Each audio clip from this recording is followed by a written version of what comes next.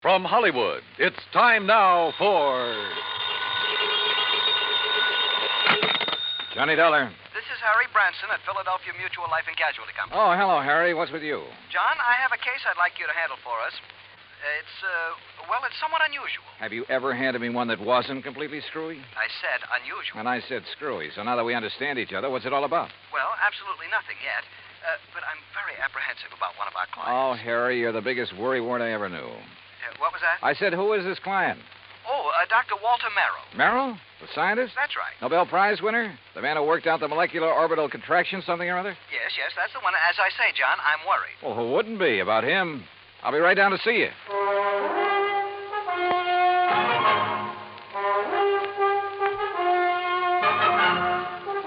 Bob Bailey in the exciting adventures of the man with the action-packed expense account. America's fabulous freelance insurance investigator. Yours truly, Johnny Dollar.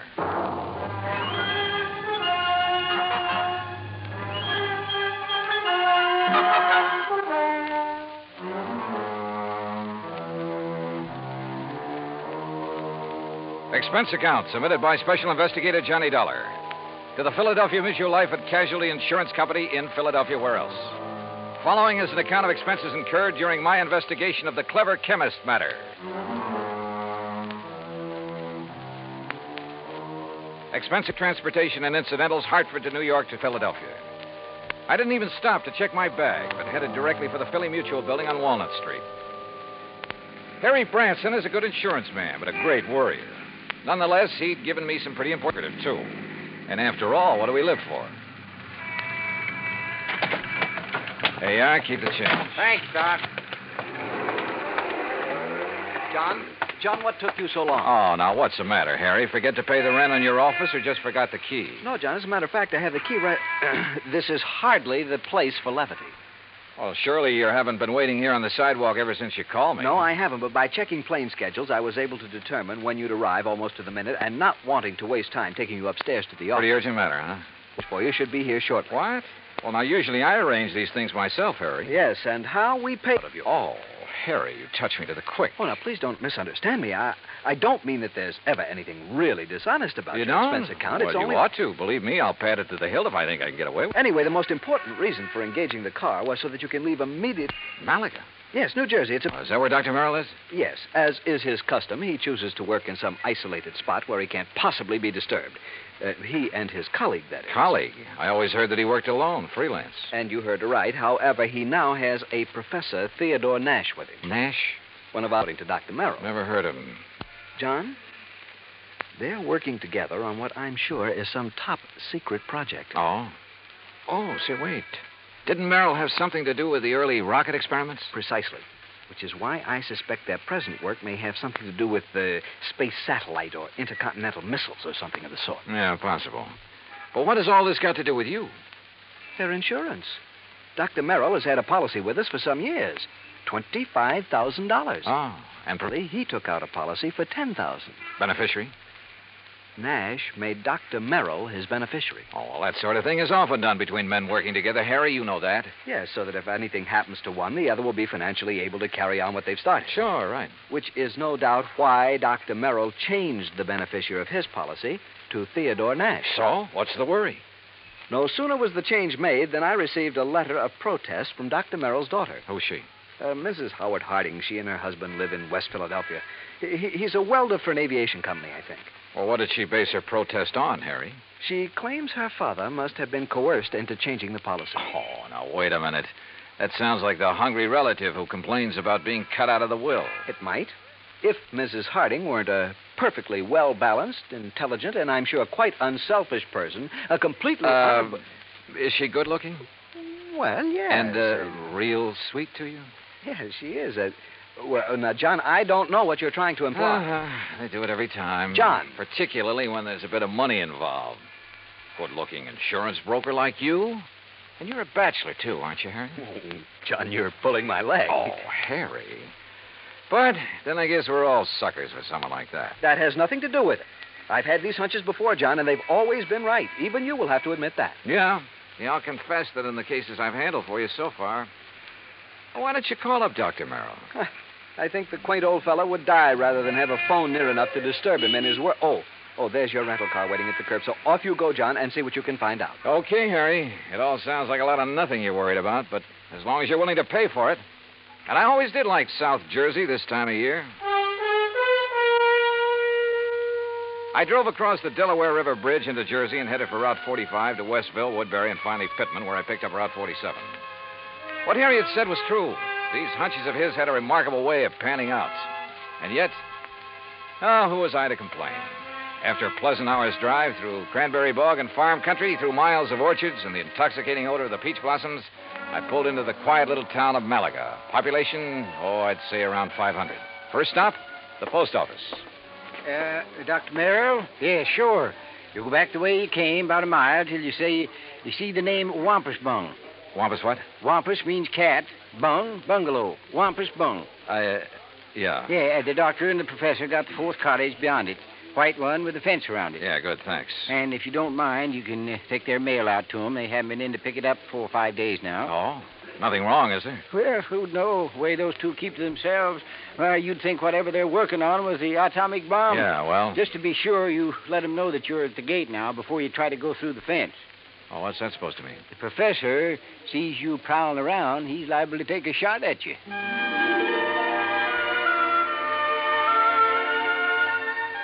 As I drove back and toward the edge of Little Malaga Lake, the idea of getting shot at by anyone living in this peaceful, quiet place seemed ridiculous.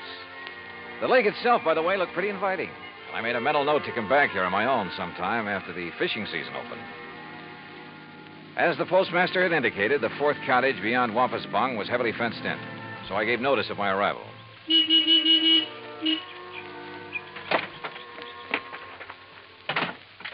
I'd barely left the car when the door of the little cottage opened. Yes? Who is it? Dr. Merrill? Oh, yes. My name is Dollar, sir. Johnny Dollar, insurance investigator. Harry Branson? Yes, sir, that's right. Harry Branson sent me down here to see you. Oh, come in. I'm most glad to see you. Please, come into the house. All right, thank you. Is, Professor Nash here? In the laboratory. But please, As come he spoke, into the sliding door on the garage at the side of the house opened. A rather swarthy man stepped out, quickly closed the door, and threw a heavy bolt on it. Then looked over toward us suspiciously. Yes, because it's better that you and I talk in private, alone. Doctor, who is that? Oh, yes, Professor. If we have a visitor, why do you not bring him here where we can both speak to him? Oh, yes, of course. This is Mr. Johnny Dollar, Professor Theodore Nash. Mr. Dollar? How do, Professor? I'm from your insurance company. Just making a little routine checkup. Oh, fine. I'm very glad to see you. As a matter of fact, I wish to talk with you. How do you do? Now, come into the laboratory. Professor, do you think it wise? Oh, of course, Doctor. Since he is not a man of science, I'm sure there is no harm in his seeing it. And you have an experiment going, remember? But I wish to Mr. speak Dollar, to him alone. within these four walls, the genius of Dr. Merrill and my own poor efforts are creating things that will startle the world. Outside, the small building looked like an ordinary two-car garage, someone in need of paint and repair. But inside, it was immaculate and loaded with scientific equipment of all shapes and sorts and sizes. There were racks of test tubes, bottles of chemicals, beakers, a centrifuge, machines and apparatus I'd never seen before, that I imagine much of the world never dreamed of. And all of it as neat as a pin, not so much as a stirring rod out of place. Look, Doctor. The polymerization step is almost complete. Eh? Now, you must continue the molecular balance check immediately. Oh, yes. And you must both leave me. This must not be seen by anyone. Yeah, we understand, Doctor. We understand. I hope you will pardon me, Mr. Dollar. Yes, of course, Doctor. Oh, come, Mr. Dollar. Yes, I will lock the door. Yes. He does require privacy, doesn't he? Yes. Oh, hey, you're not going to bolt that door, are you? Oh, of course not. Force of habit, I guess. Oh, it is he who keeps things locked so tightly when he is working, unnecessarily so. But then genius is permitted his idiosyncrasies, huh? Harry Branson seems to think you two may be working on something to do with guided missiles. A very perceptive man. But that is something we must not speak about. Now, why have you come here, Mr. Dollar? Well, like I said, just a routine checkup. We usually do this when a sizable policy has changed. Oh, there is something unusual about two men working together on important things, ensuring in each other's favor? Well, no. But when his daughter perhaps objects. You know Dr. Merrill's daughter? Oh, I know about her and about her unfortunate marriage to that day laborer. Nothing wrong with day labor, Professor? Yeah, but one who waits for a great man like the doctor to die so that he can get his hands on the insurance money. You think that's why his daughter objected to the change? Of course. But his money will be used to further his work by me. And, of course, for the good of humanity. I see. Well, how soon do you think the doctor will be through with his experiment? An hour, perhaps two. And then he will call me in to assist him with the next, the crucial step. But now, about this look, why don't I insurance- run in town, arrange for a place to stay, grab a bite to eat, and then come back here, huh? If you like. I'm sorry we have no room in the cottage. No, to don't put give it you a second up. thought. I'll see you later. Something of Harry Branson's hunch had passed on to me. A strange feeling about the whole setup. There was something wrong about both Merrill and Nash, particularly the latter. Something I couldn't quite put my finger on. Was Dr. Merrill afraid of Nash? I don't know. Item 2, $1 even for a quick bite in a little cafe along the highway after I'd made arrangements for a room for the night in a private home. It was not much over an hour later when I drove back to the little cottage by the lake.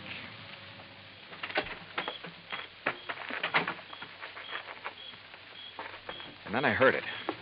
Someone pounding on the door of the laboratory from the inside. Someone calling for help. Professor! But the lock's on the inside. Turn the lock. What? Bolt here on the... Oh, what are you... Oh. Oh, thank heaven. Good Lord, Professor. What happened to you? You look like you've been run over by... Dr. Merrill. Oh, too late. Too late. Professor, what happened here? He beat me.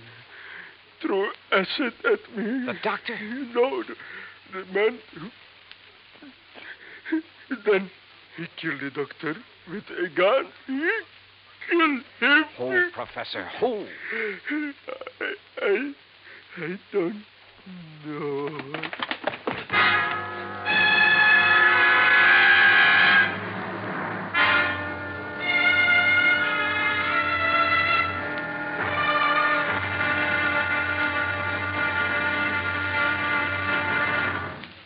Act 2 of yours truly, Johnny Dollar, in just a moment. Democracy. To the many who have lived under tyranny, democracy comes as a guiding light, shining on a brighter future. That is because democracy stands for the establishment of government conceived from deep thought and free choice, rather than being based on accident and force. It is also normal that the free choice of a democratic government happens because people who choose their own government are directed by true interests in the welfare of mankind. Democracy has been proven to be mankind's greatest legacy of freedom. Now, Act 2 of yours truly, Johnny Dollar, and the clever chemist matter.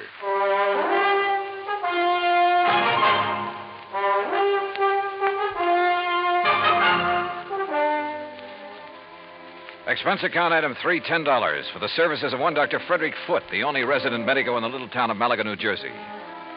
After pronouncing Dr. Walter Merrill dead, he took the badly beaten Professor Nash to his office clinic. While waiting for Nash to get in good enough shape to talk, I ran up item 4, 10 cents, phone call to the sheriff, who promised to come over as soon as he could enlist the aid of the nearby state police. Finally, Dr. Foote gave the word. But I suggest you talk with him as little as possible, Mr. Dollar. In pretty bad shape, huh, Dr. Foote? The intruder not only beat him severely, but threw a bottle of acid in his face. Oh? Professor Nash will never have the use of his left eye again because of that nitric acid. Has Nash said anything that might help us identify the assailant and killer? No? Now, please don't talk with him too long. Professor?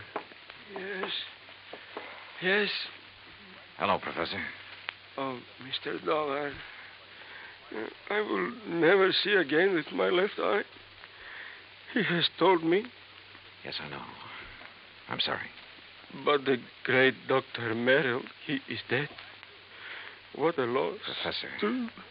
Professor, tell me, did you see the man who attacked you? Yes. Can you describe him at all?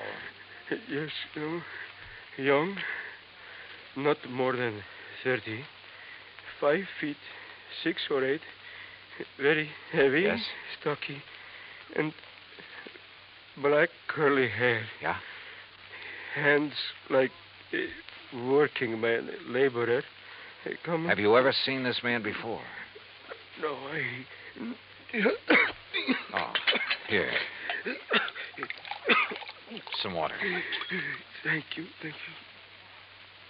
Do you know why he came in and attacked you and Dr. Merrill? No, Was he after something there in the laboratory? no, only to kill Dr. Merrill. I tried to defend him. I'm sorry, Mr. Dollar, but I think that's enough. Yes, okay, Dr. Foote. I think I've heard enough. I managed to get back to the cottage by the lake before the police arrived and came up with one very damning piece of evidence. In one of the bedrooms, I found a picture of a wedding couple. It was inscribed, "Love to the dearest father in the world." And next to the bride stood a man who answered perfectly the description Professor Nash had just given me. The husband of Dr. Merrill's daughter, Howard Harding. And then I thought of what Nash had said about Harding. His antagonism, his conviction that Harding was the one who resented the change in the insurance policy. But there was something else, too. That had happened when I talked with Nash in the doctor's office that... By the time I got back to the laboratory, the sheriff and state police arrived. The sheriff, I'm afraid, mussed up any prints that might have been left on the bottle of acid. However, in the weeds outside, a state trooper found the pistol, a .38 caliber Luger that had killed Dr. Merrill. Fingerprints had apparently been wiped off, but the gun was carefully... Fingerprints. Before taking off in a mad dash back to Philadelphia, I stopped at Dr. Foote's and picked up one water tumbler. Item 5, $3.70 for a tank full of gas. Item 6, 50 cents. Parking in Philadelphia as close as possible to Harry Branson's office. John, what have you found out about Dr. Merrill? Harry, he's dead. Well, oh, dear. Now listen, write down the address of Mr. and Mrs. Howard Harding for me. His daughter, does she know? No, she doesn't know yet, and I hope I can avoid telling her before I write it down, will you, man? Well, yes, of course. Take but, this. Don't unwrap it, but see that it gets to Ray Kemper at the Federal Bureau fast. I'll check with him about it later, thanks. But now, John... Harry, this is one time this expense account of mine is going to save you a lot of money. I think. I don't know how many red lights I skipped on the drive out to West Philadelphia, but I felt like a hound dog in a hot scent. The home of Mr. and Mrs. Howard Harding turned out to be in a nice, quiet residential area. I was met at the door by the girl in the wedding picture, a tall, very nice-looking blonde in her late 20s. Oh, yes? Mrs. Harding? I'm Terry Harding. Well, I'm Johnny Dollar from your father's insurance company. Oh, good. Come in. Perhaps you can help me make him do something about that policy of his. Well, that isn't exactly... Someone has poisoned Daddy's mind, Mr. Dollar. Oh? What do you mean? Well, it isn't that I need the money if Daddy dies, which heaven forbid. No. It doesn't exactly look as though you do. No, of course we don't. Howard's been doing so wonderfully at Colonial Aviation. Yes, apparently. And I'd had a notion he was just a laborer or something. Oh, dear, no. That's what Daddy called him because he wasn't too fond of Howard. And that is the way Howard started before we were married, but now he's one of the officers of the company. Where is he, Mrs. Harding? Well, as a matter of fact, I thought you were Howard when you drove up just now. He's been fishing. Fishing? On some little lake over in Jersey. He goes every Saturday all by himself. Malaga Lake? No, Malaga's where Daddy was. Mm-hmm. He and that... That what, Mrs. Harding? Well, I don't know. It's Howard, I guess. What do you mean?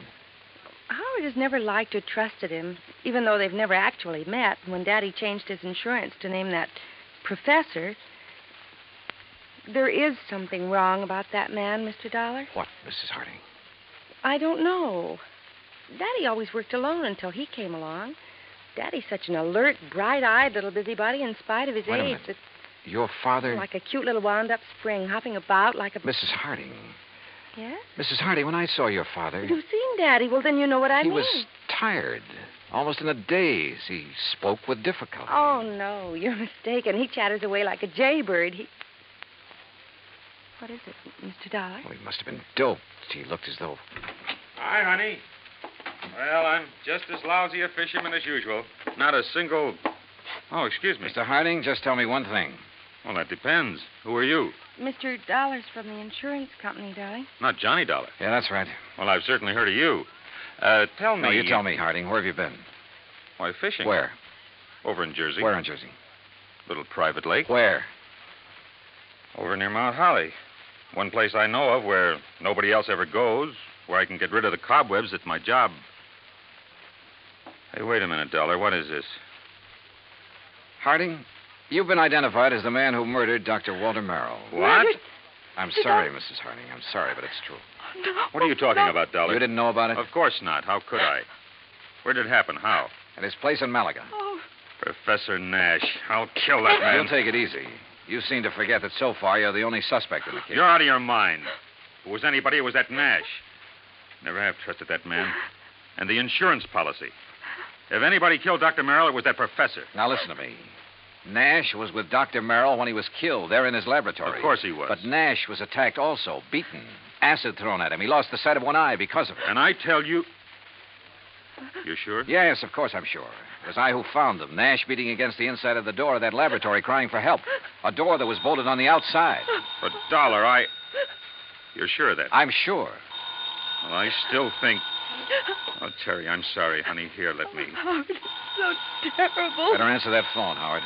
Yeah. Hello? Yes? Oh, yes. It's for you, Mr. Dollar. Oh, thanks. Terry, dear, come on. You've got to pull yourself together. Johnny Dollar. You're right. John, this is Harry Branson. I just received a call from Mr. Kemper at the Federal Bureau. Yes. He says he must see you immediately. Call him back, Harry. Tell him I'll be there in 15 minutes. Harding, just to keep things straight, I wouldn't leave this house if I were you. Well, now, wait a minute, Just Dollar. sit tight. I think you're in the clear.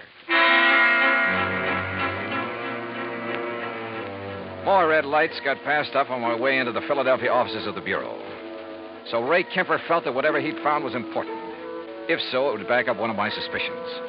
But in view of the circumstances, that bolted door in the laboratory, for instance, how could it? Important is putting it mildly, Johnny. The prints you found on the water glass, Ray. 3 sets.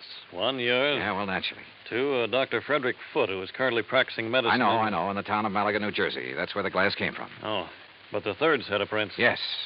I had to go into the international file for them. And Johnny... Nash? Theodore Nash? Nash. Nashevsky. What? Fyodor Nashevsky. Chemist from one of our not-so-friendly countries. Huh? Expert on explosives. At one time, he was thought to have attempted to enter this country. That was in 1940. Ray, have you got any pictures on him? Plenty. From the time he was a kid. Here. Tell me how you picked up these prints. The beard in this picture. That looks like him, all right. Yeah, this too, with a shaved head.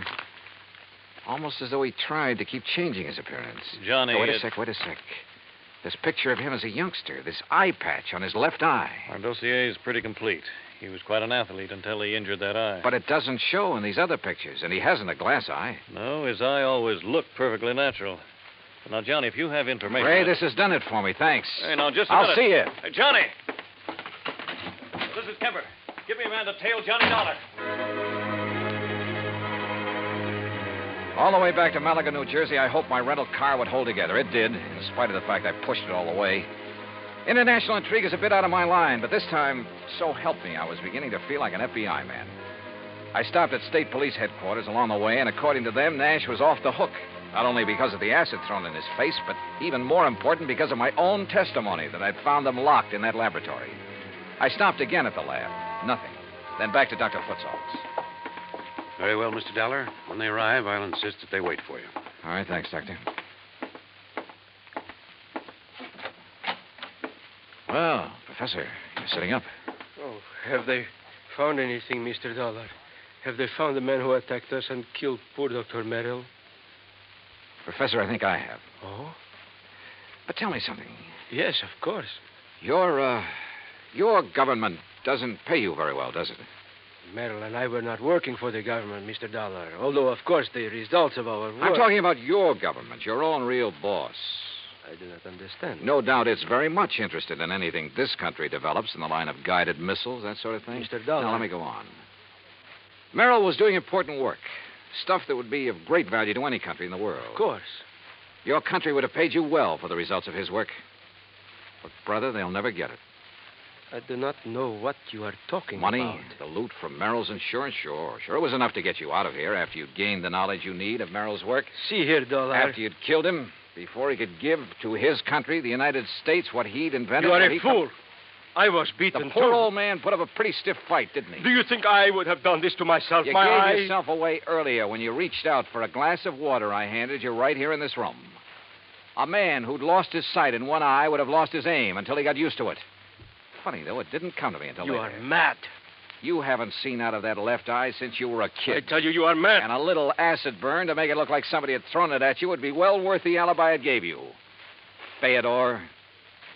That's right, Fyodor Nashevsky. Listen to me. You were the one who found us locked in, the door bolted from the outside. You found us. Yeah. Also the cord, the string you used to pull the bolt to. That you looped over the bolt and pulled after you got inside. You couldn't have. I dropped it in a vat of acid. Yeah. Thanks. I was bluffing. But I made a lucky guess. What? Oh, what a brain. Nashevsky, I'm sure glad you're not working on our side.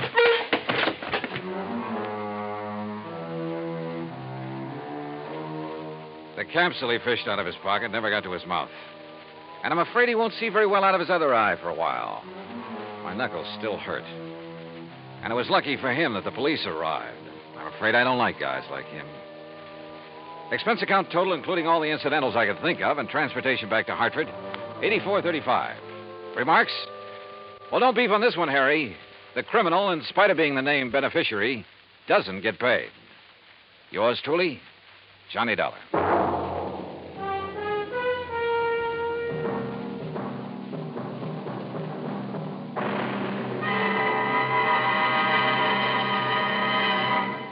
Now, here's our star to tell you about next week's story. Next week, a real close look at a little-known but very dramatic side of Hollywood. Join us, won't you? Yours truly, Johnny Dollar.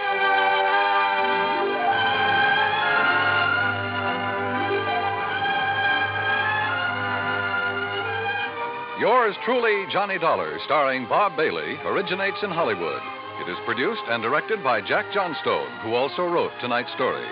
Heard in our cast were Virginia Gregg, Harry Bartell, Howard McNear, Forrest Lewis, Jack Crucian, Russell Thorson, Frank Gersel, and Bob Bruce. Musical supervision is by Amerigo Marino. Be sure to join us next week, same time and station, for another exciting story of yours truly, Johnny Dollar.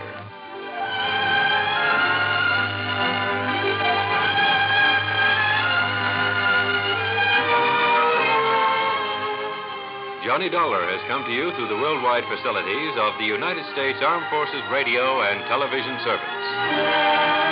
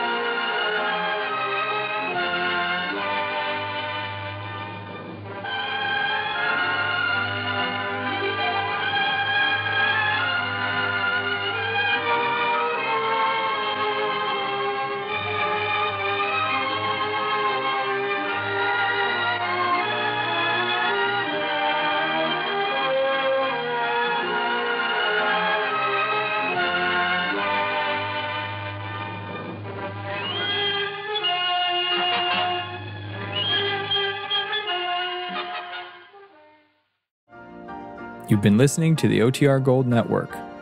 Find more classic radio at otrgold.com.